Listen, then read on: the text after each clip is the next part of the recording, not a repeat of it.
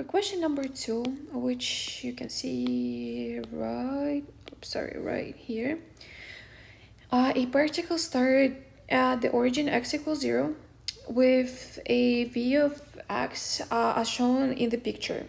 This one. The displacement measured in meters of the particle after 5 seconds is. So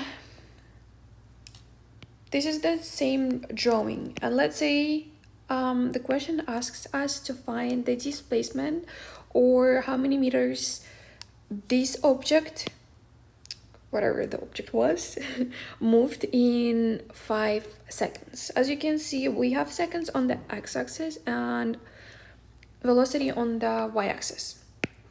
So what we need to find is the displacement, like what is this equals to after 5 seconds. Let's say 5 is right here. 5 seconds. So to find this, we first need to find displacement for this part and then displacement for this small part for 1 more second, right? From 4 to 5 seconds. So to do this, to find this is actually the slope or the acceleration. And we can find acceleration by dividing delta v by delta t, which is, I already said, is slope. So delta v means v final.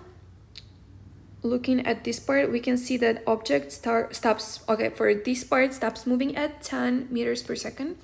So, and started with 2 meters per second, right? So we do 10 minus 2 meters per second divided by delta v is also t final, which is 4, minus t initial, which is 0. So we do 4 minus 0, which is 4. I didn't do 4 minus 0, I just said 4. And we get 8 over 4, which is also 2 meters per second squared. So since we know that the slope is 2 meter 2, we can use this formula, which is x of t equals x0, which is the initial position, v0 times t, initial velocity times time, plus 1/2 a t squared. I forgot it here. Okay, so plugging in the numbers into this formula, we're gonna have 0 here since the object wasn't moving, right? So the initial velocity will be 0.